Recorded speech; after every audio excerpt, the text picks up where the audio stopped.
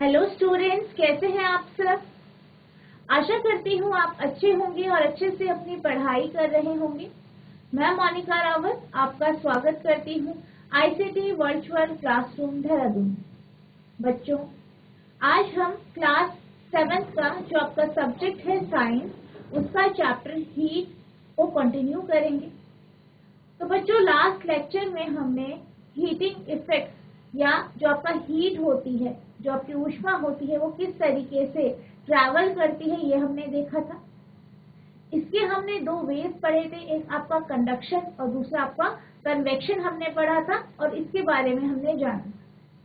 आज हम तीसरा मेथड हीट ट्रांसफर का पढ़ेंगे, जो कि आपका रेडिएशन होता है। तो इसको समझने के लिए हम एक एग्जाम्पल लेते हैं। आप दिन में आसमान में सूर्य देखते हैं, सूर्य से आपको रोशनी मिल रही है और हीट यानी ऊष्मा मिल रही है, ठीक है। अब हम ये जानते हैं कि जो सूर्य है यानी सन है, वो पृथ्वी से बहुत ज्यादा दूरी पे है और बीच में किसी भी तरीके का कोई भी मीडियम या माध्यम यानी एटमॉस्फेयर नहीं है। पर तभी भी जो आपके सूर्य की हीट और लाइट है, वो ट्रैवल करके पृथ्वी तक पहुंच जाती है। यानी अगर हम सूर्य की ऊष्मा की बात करें, किसकी बात करें, सूर्य की ऊष्मा की बात करें, तो वो इतनी दूरी से पृथ्वी तक आ जाती है, जबकि बीच में किसी भी तरीके का मीडियम यानी माध्यम नहीं। और जो हमने पिछले दो तरीके के हीट ट्रांसफर पढ़े थे, तो हमने ये देखा था जो हीट ट्रांसफर हो रहा था यानी ऊष्मा का स्थानांतरण जो हो रहा था, वो कैसे हो रहा था, मीडियम के कारण। जो आपके मीडियम है, माध्यम है, उसमें जो मॉलिक्यूल्स है, जो एटम है, उसके कारण जो है हीट का ट्रांसफर हो रहा है। लेकिन सूर्य से पृथ्वी पे जो ऊष्मा आ रही है, ठीक है, बीच में तो कोई भी माध्यम नहीं है, किसी भी तरीके का मीडियम नहीं, तो सूर्य से पृथ्वी पे ऊष्मा कैसे आ रही। तो इसका जो आंसर है वो है आपका रेडिएशन। क्या है, रेडिएशन। तो यानी कि जो सूर्य है उसकी ऊष्मा पृथ्वी तक रेडिएशन के माध्यम से आती है। यानी रेडिएशन एक ऐसा मेथड है हीट ट्रांसफर का जिसमें माध्यम यानी मीडियम की जरूरत नहीं होती। किसकी जरूरत नहीं होती, मीडियम यानी जिसे आप माध्यम कहते हैं। जैसे कि आप इस इमेज में देख सकते हैं, ये आपका क्या है, सूर्य है यानी सन है, ये आपकी अर्थ है। अर्थ के चारों तरफ इसका एटमॉस्फेयर है। क्या है, अर्थ का एटमॉस्फेयर यानी इसका क्या है, आपका पृथ्वी के चारों तरफ वायुमंडल है। अब वायुमंडल से जब हम बाहर जाते हैं तो सूर्य और पृथ्वी के बीच में किसी भी तरीके का कोई भी माध्यम नहीं है। पर तभी भी जो आपका सूर्य है, सूर्य की जो ऊष्मा है यानी जो उसकी हीट है या हीट एनर्जी है, वो पृथ्वी तक आती है, पृथ्वी तक आती है, जबकि इसके बीच में माध्यम नहीं है। तो ये जो ट्रांसफर ऑफ हीट होता है, ये बेसिकली आपके रेडिएशन की वजह से होता है। यानी the process of the transfer of heat from one place to another without heating the intervening medium is called radiation. इसका मतलब ये है कि वो प्रोसेस, वो प्रक्रिया जिसमें ऊष्मा एक स्थान से दूसरे स्थान तक स्थानांतरित होती है बगैर किसी माध्यम के, ठीक है, या किसी जो आपका मीडियम है उसके इंटरवेंशन के, उसे हम क्या कहते हैं, रेडिएशन यानी विकिरण कहते हैं। बिना माध्यम को गर्म किए ऊष्मा का एक स्थान से दूसरे स्थान पर स्थानांतरण की प्रक्रिया को विकिरण कहते हैं। From the sun, the heat comes to us by the process known as radiation. सूर्य से हम ऊष्मा एक अन्य प्रक्रम द्वारा आती है जिसे हम विकिरण कहते हैं। यानी जो रेडिएशन है, विकिरण है, इसी के कारण सूर्य से जो ऊष्मा आ रही है वो पृथ्वी में आ रही है।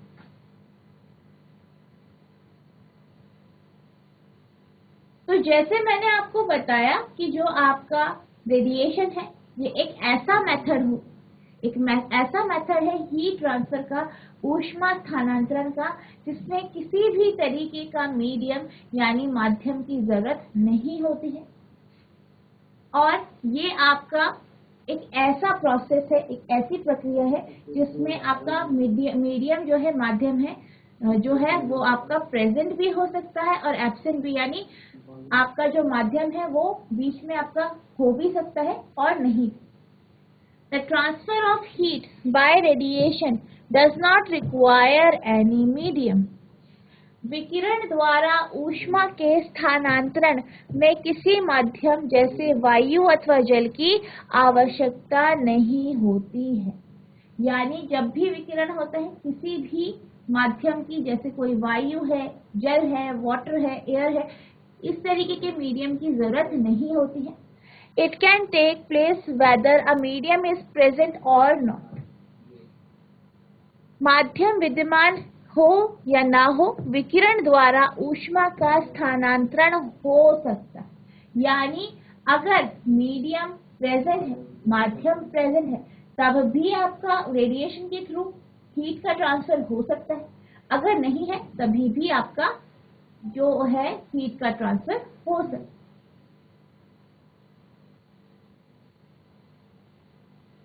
अब हम रेडिएशन की कुछ एग्जाम्पल देखते हैं, कुछ उदाहरण देखते हैं।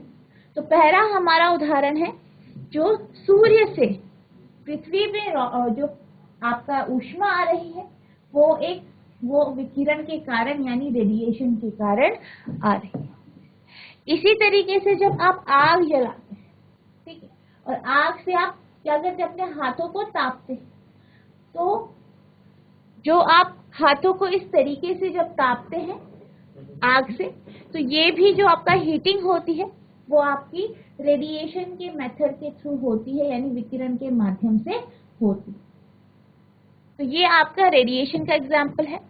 अगर हम इन तीनों प्रोसेस को एक साथ समझें, तो अगर हम इस कहीं पे आग जलाते हैं गर्माहट के लिए, तो अगर हम उस आग के पास रॉड को रख दें, इसी लोहे की रॉड को रखें और वो गर्म होता है, फिर हमारे हाथ तक गर्मी पहुंचती है, तो ये आपकी कौन सी प्रोसेस होगी, कंडक्शन की प्रोसेस यानी चालन की process.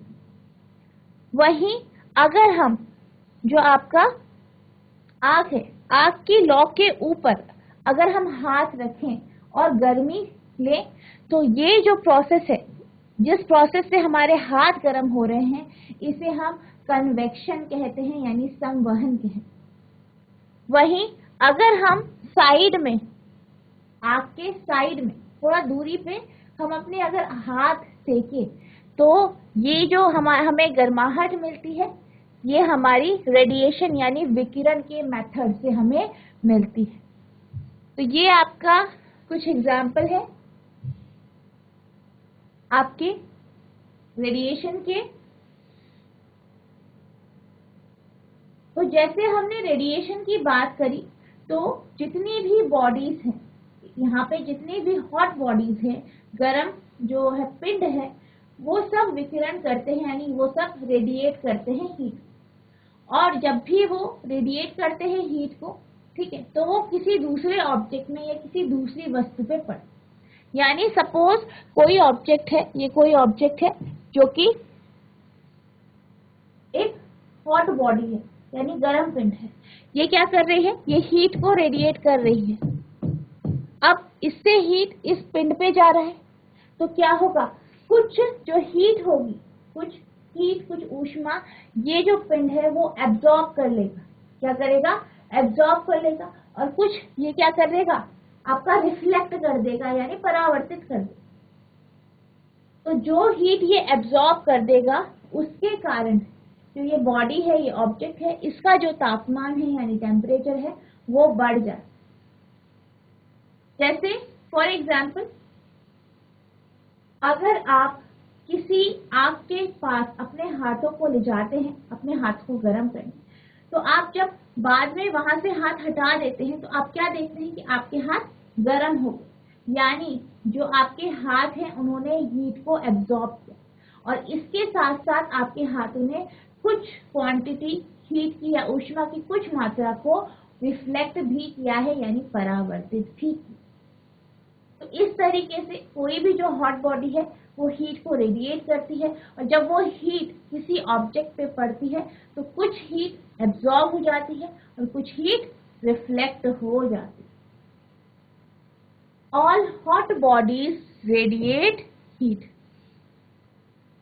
When this heat falls on some object, a part of it is reflected, a part is absorbed, and a part is transmitted. यानी जो आपके गर्म पिंड है वो हीट को रेडिएट करते हैं, विकिरणित करते हैं, यानी रेडिएट करते हैं। और क्या होता है, जब भी जो ये हीट है किसी भी वस्तु पर पड़ती है तो कुछ जो हीट है वो परावर्तित हो जाती है, रिफ्लेक्ट हो जाती है, कुछ ये एब्जॉर्ब कर लेता है और कुछ ये ट्रांसमिट कर देता है। ठीक है।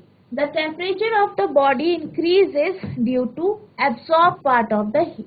और जो बॉडी है, जो वस्तु है, जो शरीर है, जिसका टेम्परेचर या तापमान बढ़ जाता है वो बेसिकली किस वजह से होता है, जो एब्सॉर्ब पार्ट है हीट का, उसके कारण ऐसा होता है।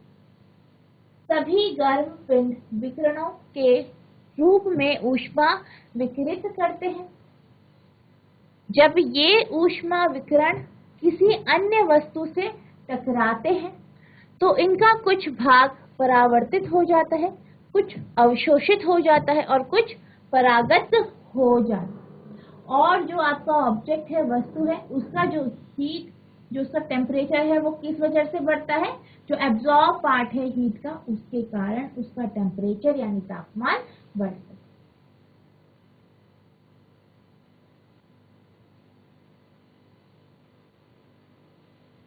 अब हम बात करते हैं kinds of clothes we wear in summer and winter, यानी गर्मियों में और सर्दियों में हम किस तरीके के वस्त्र पहनते हैं।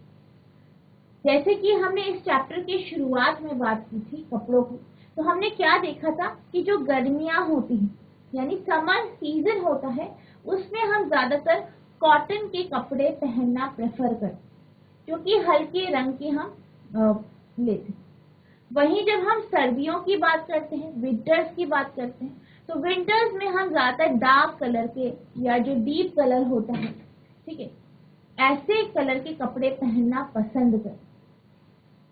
सर्दियों में आप गरम और डार्क कलर के कपड़े पहनते हैं, और गर्मियों में आप कॉटन के जो आपके हल्के रंग के कपड़े होते हैं वो आप पहनना प्रेफर करते हैं। You know that in summer we prefer light colored clothes. In winter we usually wear dark colored clothes. आप जानते हैं कि गर्मियों में हम हल्के रंग के वस्त्रों को वरीयता देते हैं तथा सर्दियों में हम गहरे रंग के वस्त्र पहनना पसंद करते हैं।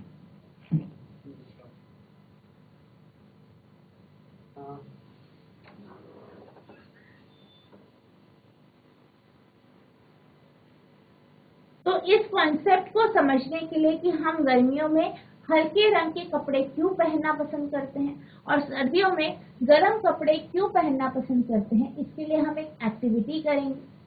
तो ये जो आपकी एक्टिविटी है, इसमें आपको क्या करना है, 2 कैन लेने हैं। क्या करना है, 2 कैन लेने हैं।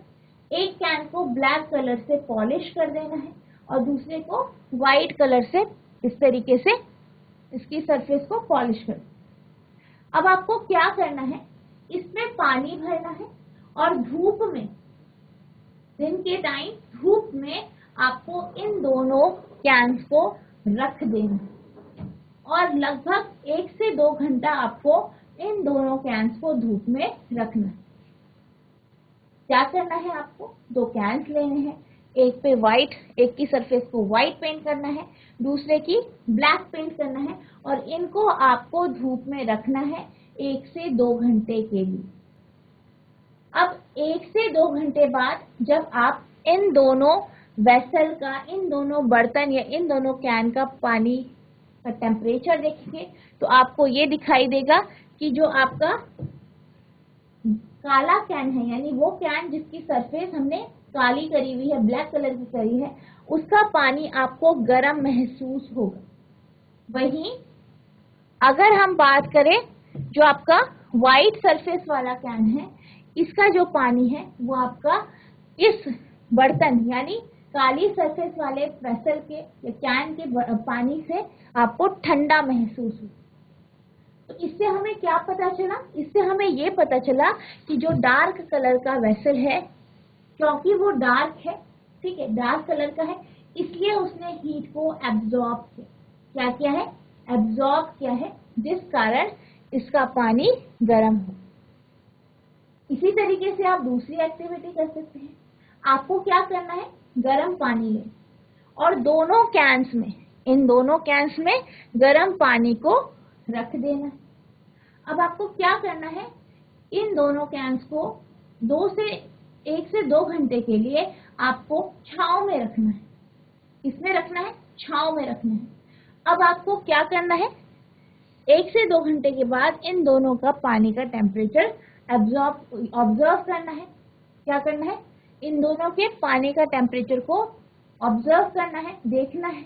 आप क्या देखेंगे कि जो आपका व्हाइट सरफेस वाला वेसल है, इसका पानी आपको ठंडा महसूस होगा आपके ब्लैक सरफेस वाले वेसल, यानी जो डार्क कलर का वेसल है, डार्क कलर का जो आपका कैन है, उसका पानी ठंडा नहीं हुआ उतनी जल्दी से जितनी जल्दी आपके व्हाइट सरफेस का जो है वेसल, इसका जो पानी है वो हुआ है।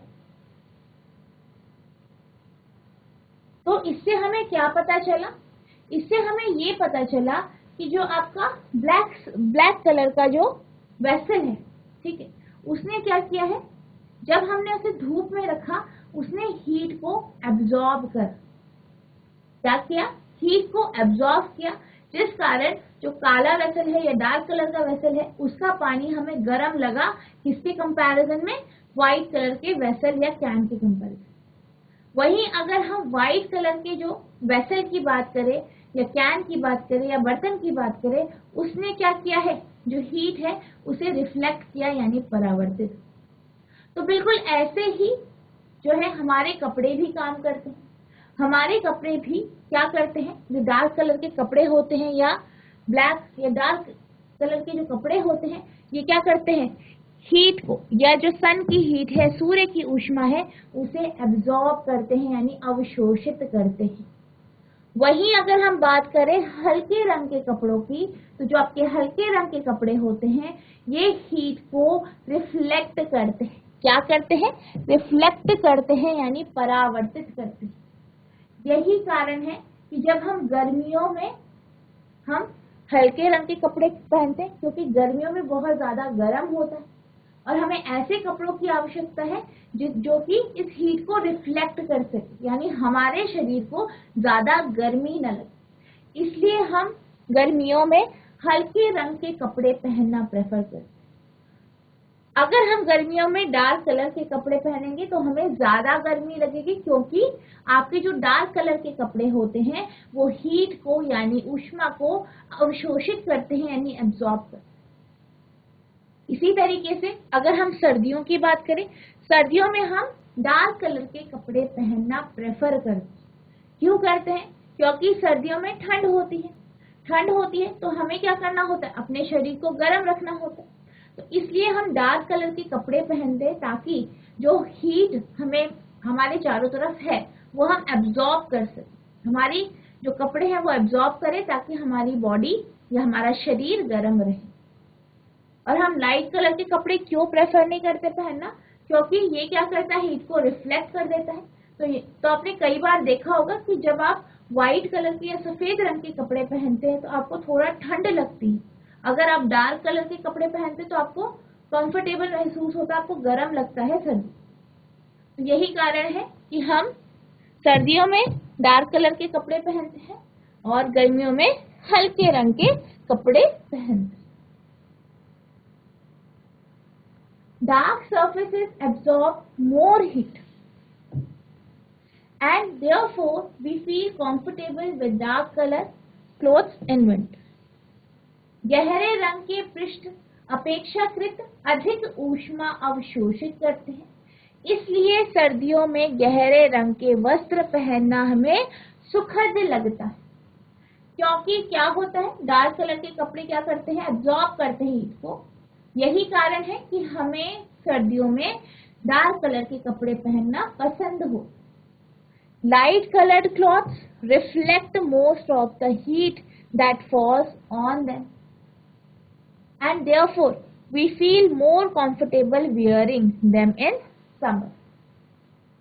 हल्के रंग के कपड़े ऊष्मीय विकिरणों को के अधिकांश भाग को परावर्तित कर देते हैं, इसलिए गर्मियों में हमें हल्के रंग के वस्त्र अधिक आरामदेह लगते हैं। यानी जब हम हल्के रंग के कपड़े पहनते हैं वो क्या करते हैं, हीट को रिफ्लेक्ट कर देते हैं। यही कारण है कि गर्मियों में हमें हल्के रंग के कपड़े पहनना ज्यादा पसंद होता है या हमें अच्छा लगता है हल्के रंग के कपड़े पहनना। आई होप आपको ये समझ में आ गया होगा कि क्यों हम सर्दियों में डार्क रंग के कपड़े पहनना प्रेफर करते हैं और गर्मियों में हल्के रंग के कपड़े पहनना प्रेफर। अब हम बात करते हैं वुलन क्लॉथ्स की, यानी ऊनी वस्त्र की।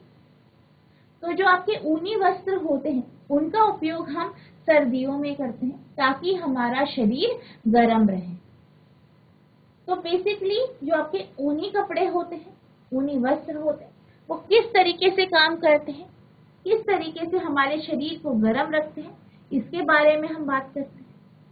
तो बेसिकली जो आपका वुल होता है यानी ऊन होता है, वो आपका कुचालक होता है ऊष्मा का यानी हीट का पुअर कंडक्टर, यानी थर्मल इंसुलेटर है, ये कह सकते हैं। तो क्या होता है, इसके साथ साथ जब आप गर्म कपड़े पहनते हैं तो इसकी जो फाइबर होती है, ऊन की जो फाइबर होती है, उसके बीच में एयर यानी जो वायु होती है, हवा होती है, वो ट्रैप हो जाती है। इसके रेशों में आपकी हवा ट्रैप हो जाती है। तो क्या होता है, बेसिकली आपका जो ऊन है वो भी पुअर कंडक्टर है हीट का, बीच में एयर ट्रैप होगी, वो भी पुअर कंडक्टर है हीट, जिस कारण ये हीट के फ्लो को रोकती है। हीट के फ्लो को रोकती है कहाँ से, आपके शरीर से, क्योंकि आपका शरीर भी गर्म है और इससे क्या होता है, हमने देखा कि जो हॉट बॉडीज होती है उससे क्या होता है, वो हीट को क्या करती है, रिफ्लेक्ट, वो आप रेडिएट करती है। तो आपकी बॉडी भी हीट को रेडिएट करती है, लेकिन कपड़ों की वजह से, जो ऊनी कपड़े हैं और बीच में हवा वायु है, इस कारण क्या होता है, वो हीट आपके शरीर से बाहर नहीं जा पाती। इस कारण आपको गर्म महसूस होता है, क्योंकि हीट आपकी आपके शरीर में ही ट्रैप रह गई, इस कारण आपको गर्म महसूस हो। Wool is a poor conductor of heat. ऊन क्या है आपका, कुचालक है ऊष्मा का। Moreover, there is air trap in between the wool fiber, यानी इसके साथ साथ जो ऊन के रेशे होते हैं वहां पे भी हवा होती है, यानी एयर ट्रैप होती है। This air prevents the flow of heat from our body to cold surroundings. इस कारण क्या होता है, जो हीट होती है, शरीर की जो ऊष्मा है, वो शरीर से बाहर नहीं जा पाती, बाहर जो ठंडी सराउंडिंग है वहां तक नहीं जा पाती। सो वी फील वार्म, इस कारण हमें गर्म या गर्माहट का अनुभव होता है। सर्दियों में हम ऊनी वस्त्र पहनते हैं। ऊनी या ऊन ऊष्मारोधी है।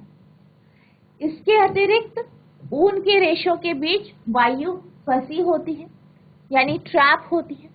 यह वायु हमारे शरीर की ऊष्मा को ठंड परिवेश की ओर विकृत होने से रोकती है, अतः हमें उष्णता का अनुभव होता है। यानी जो ऊनी कपड़े हैं और जो एयर है वो क्या करती है, हमारी बॉडी से जो हीट रेडिएट होगी उसे रोक देती है, जिस कारण हमारे शरीर को गर्माहट या गर्म का अनुभव होता है। आई होप आपको ये टॉपिक समझ में आ गया होगा कि वुलन क्लोथ किस तरीके से काम करते हैं। अब हम बात करते हैं ब्लैंकेट की। इसकी ब्लैंकेट यानी कंबल।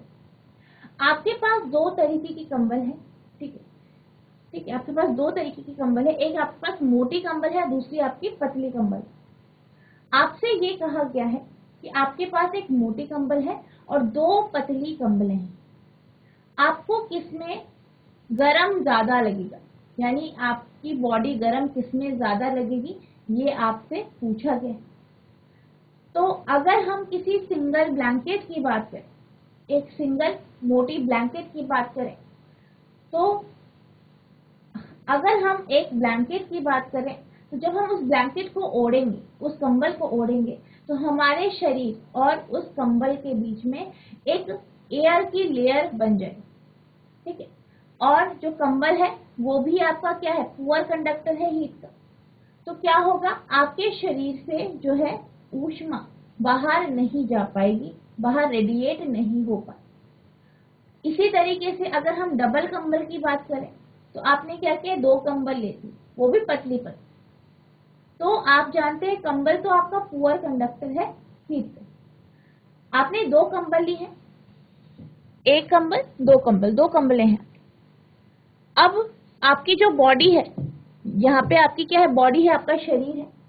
पहले कंबल और आपके शरीर के बीच में एक जो है एयर की लेयर बन जाएगी, फिर आपका एक कंबल, फिर दूसरे कंबल और पहले कंबल के बीच में भी एक और एयर की लेयर इस तरीके से बन जाए। यानी यहाँ पे आप देख सकते हैं, यहाँ पे आपकी 2 एयर की यानी हवा की लेयर बनी है और 2 कंबल है, और ये क्या कर रहा है, ये पूरा एक्ट कर रहा है एज एन इंसुलेटर, जिस कारण आपके शरीर से जो भी हीट रेडिएट होगी वो बाहर नहीं जा। वहीं पहले केस की बात करें, यहाँ पे आपकी बॉडी है और एक आपने बहुत मोटा सा कंबल लिया है, ये आपका ब्लैंकेट, ठीक है, थिक ब्लैंकेट यहाँ पे, और ये आपकी बॉडी है। आपकी बॉडी और इस ब्लैंकेट के बीच में एक ही एयर की लेयर बनी है। तो आप यहाँ पे देख सकते हैं कि यहाँ पे जो है, जो आपकी ब्लैंकेट है जो कि एयर के साथ इंसुलेशन का काम कर रही है, वो पतली है एज कंपेयर टू 2 जो आपकी थिन ब्लैंकेट है। तो यही कारण है कि जो आपकी थिन ब्लैंकेट्स होती हैं, यानी अगर आप 2 पतली कंबलें लें और उसे ओढ़ें तो उसमें आपको ज्यादा गर्म महसूस होता है एज कंपेयर टू एक बड़ी ब्लैंकेट जो आपकी बहुत मोटी ब्लैंकेट है उसके, क्योंकि डबल ब्लैंकेट के केस में 2 हवा की लेयर बन जाती, वहीं thick blanket, thick single blanket के केस में सिर्फ एक ही हवा की लेयर बनती। 2 thin woolen blankets are warmer than a thick woolen blanket because there is an extra layer of air trapped between thin blankets which act as an insulator, does not allow the heat to flow.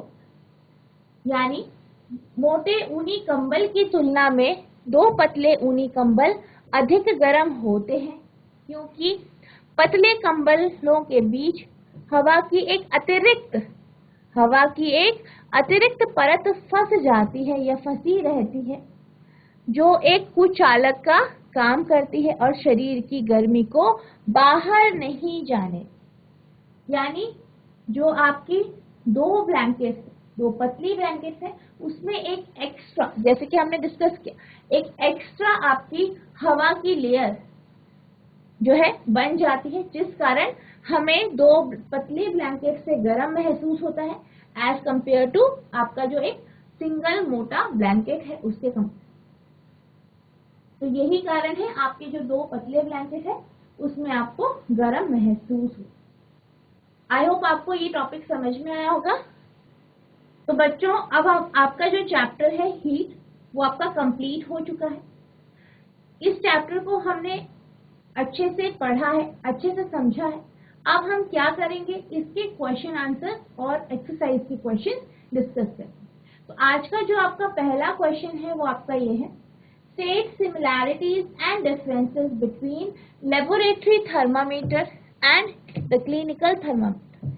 यानी आपको जो आपका डॉक्टरी thermometer है और laboratory thermometer है, इन दोनों के बीच में सिमिलैरिटीज क्या है, समानताएं क्या है, और डिफरेंसेस यानी भिन्नताएं क्या है, आपको ये बताना। यानी समानताएं और भिन्नताएं बतानी।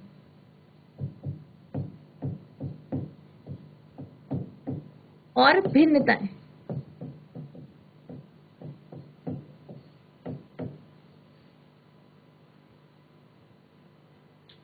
तो सबसे पहले हम सिमिलैरिटीज की बात करते हैं। तो ये जो आपके दोनों थर्मामीटर होते हैं, ये दोनों एक लंबी कांच की नली से बने हो। किससे बने होते हैं? लंबी कांच की नली से बने होते हैं। इन दोनों थर्मामीटर के आगे एक बल्ब होता है जिसमें मरकरी हो, जिसमें क्या होता है? मरकरी होता है। और ये दोनों जो ग्लास ट्यूब होती है, जो ये दोनों कांच की नलियां होती है, इसमें जो आपकी रीडिंग होती है वो डिग्री सेल्सियस में होती है। यानी कि आपके दोनों थर्मामीटर कांच के बने होते हैं, दोनों में बल्ब होता है जिसमें मरकरी होता है, और दोनों के दोनों डिग्री सेल्सियस का जो है रीडिंग या इसकी कैलिब्रेशन जो होती है वो डिग्री सेल्सियस की होती है। इसका जो स्केल होता है डिग्री सेल्सियस का होता है। यानी सबसे पहले आप सिमिलैरिटीज लिखेंगे, यानी समानताएं। तो समानताएं क्या है इसकी? Both the thermometer consist of long narrow uniform glass tubes. दोनों थर्मामीटर में लंबी पतली कांच की नलियों से ये बना होता है, कांच की नलियों से।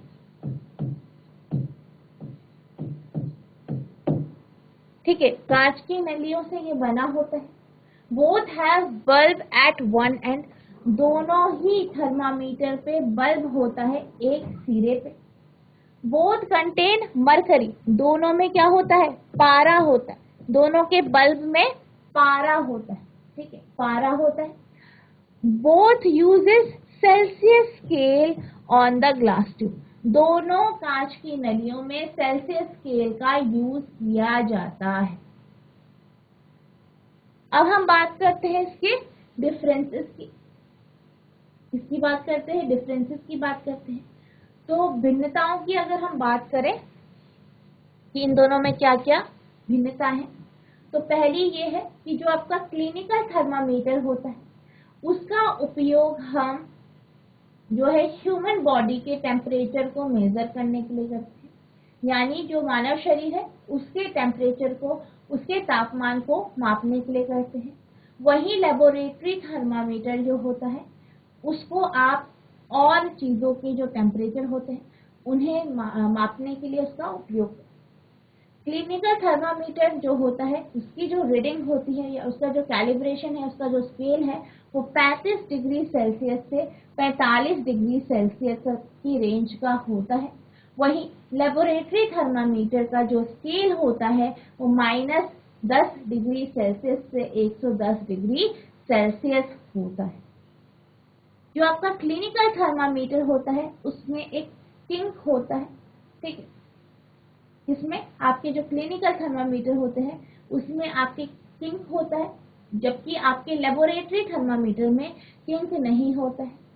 किंक ही वो कारण है जिस कारण जब आपका जो थर्मामीटर है जब आप मुंह से उसे बाहर निकालते हो तो क्या होता है, उसका जो पारा होता है, उसका जो मरकरी का जो लेवल होता है वो एकदम से नीचे नहीं जाए। तो जो आपकी डिफरेंसेस है वो आप कुछ इस तरीके से लिखेंगे। A clinical thermometer reads temperature 35 degrees Celsius to 45 degrees Celsius, while the range of the laboratory thermometer is -10 degrees Celsius to 110 degrees Celsius. Clinical thermometer has kink near the bulb, while there is no kink in the laboratory thermometer. यानी जो clinical thermometer होता है उसके पास kink होता है, उसके bulb के पास kink होता है, जबकि जो आपका लेबोरेटरी थर्मामीटर होता है इस पे आपका किसी भी तरीके का किंक नहीं होता है। Due to kink mercury does not fall down on its own in clinical thermometer. यानी ये जो किंक होता है इसी के कारण जो आपका क्लिनिकल थर्मामीटर होता है, डॉक्टरी थर्मामीटर होता है, इसका जो मरकरी का लेवल होता है वो एकदम नीचे नहीं गिरता।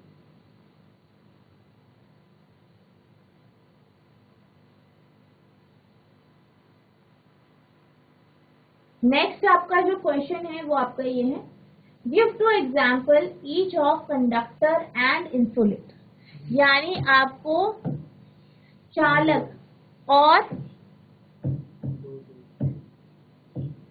कुचालक के एग्जाम्पल बताने हैं। यानी आपको ऊष्मा के चालक और कुचालक के एग्जाम्पल्स बताने। अगर हम कंडक्टर यानी चालक की बात करें तो जो ऊष्मा के चालक होते हैं वो होते हैं जिनसे क्या होती है, जो आपकी हीट है वो इजीली पास हो जाए। ऐसे सब्सटेंस, ऐसे मटेरियल जिनसे जो हीट है, ऊष्मा है, वो इजीली पास हो जाती है, उनको हम चालक यानी कंडक्टर कहते हैं।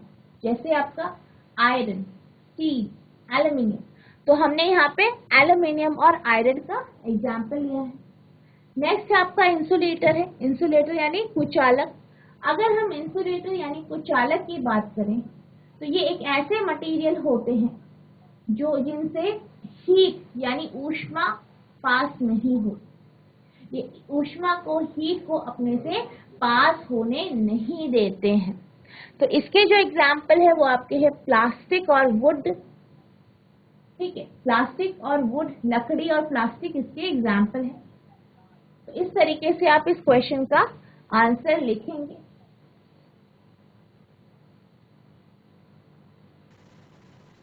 नेक्स्ट,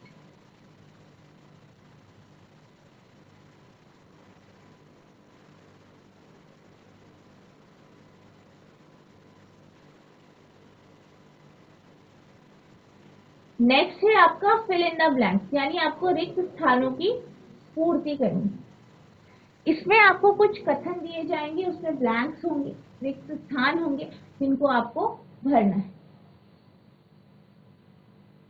तो पहला है आपका statement, the hotness of an object is determined by its test. यानी किसी भी वस्तु की में कितनी गर्माहट है, उसकी जो ऊष्मा होती, वस्तु की ऊष्मा किससे पता चलती है? वस्तु की ऊष्मा। अगर हम वस्तु की ऊष्मा की बात करें, हॉटनेस ऑफ अ बॉडी की बात करें, कोई भी बॉडी, कोई भी शरीर कितना गर्म है किससे पता चलता है? उसके टेम्परेचर। किससे? उसके टेम्परेचर यानी तापमान से। तो कोई भी बॉडी कितनी गर्म है किससे पता चलता है? उसके तापमान यानी टेम्परेचर से पता चलता है। नेक्स्ट है आपका, the temperature of boiling water can not be measured by a dash thermometer. यानी उबलते हुए पानी का या उबलते पानी का तापमान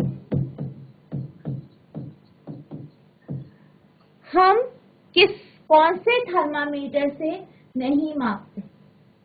हमारे पास दो तरीके के थर्मामीटर होते हैं जिनके बारे में हमने पढ़ा। एक आपका क्लिनिकल यानी डॉक्टरी थर्मामीटर, दूसरा लेबोरेटरी थर्मामीटर। अगर हम क्लिनिकल थर्मामीटर की बात करें तो वो आपके बॉडी टेम्परेचर यानी शरीर के तापमान को मापने के लिए यूज किया जाता है, और उसकी रीडिंग भी उसी के अकॉर्डिंग होती है, उसे उसी तरीके से बनाया जाता है। वहीं अगर हम लेबोरेटरी थर्मामीटर की बात करें, उसका उपयोग हम दूसरी चीजों को मेजर करने के लिए, जैसे कि आपका पानी का टेम्परेचर, आपके किसी सब्सटेंस का टेम्परेचर नापने के लिए करते हैं, और उसको उसी तरीके से बनाए। यहाँ पे आपके उबलते पानी की बात हो रही है, तो जब हम उबलते पानी की बात करेंगे तो यानी पानी का टेम्परेचर बहुत ही ज्यादा है, तो आप इसको कैसे थर्मामीटर से मेजर करेंगे? क्लिनिकल थर्मामीटर से। कैसे? क्लिनिकल थर्मामीटर से। यानी आप इसको जो है क्लिनिकल थर्मामीटर से मेजर नहीं करेंगे, इसको आप लेबोरेटरी थर्मामीटर से करेंगे मेजर।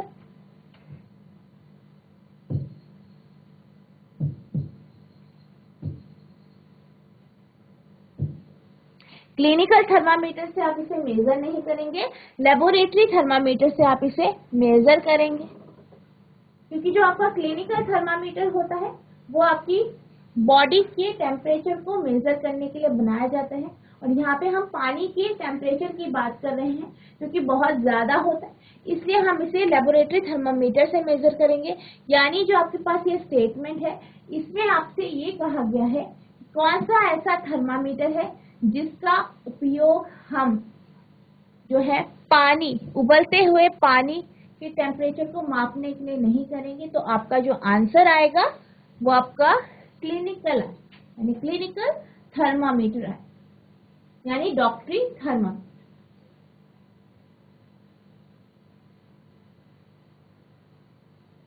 नेक्स्ट हमारी स्टेटमेंट है temperature is measured in A degree dash.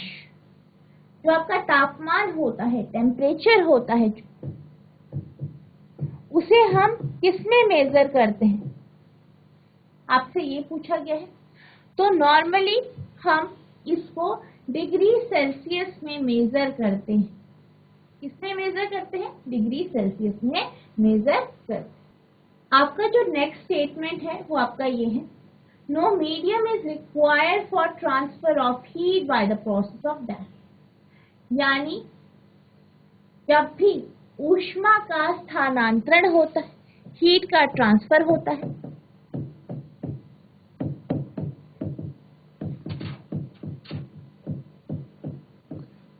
तो किस प्रोसेस में माध्यम की जरूरत नहीं होती।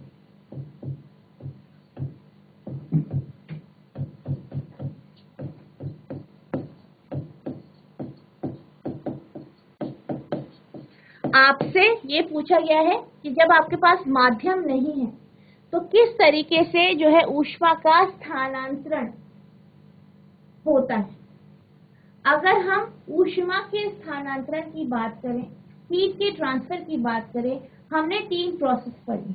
कौन कौन सी? आपकी कंडक्शन हो गई, जिसे आप चालक कहते हैं, कंडक्शन।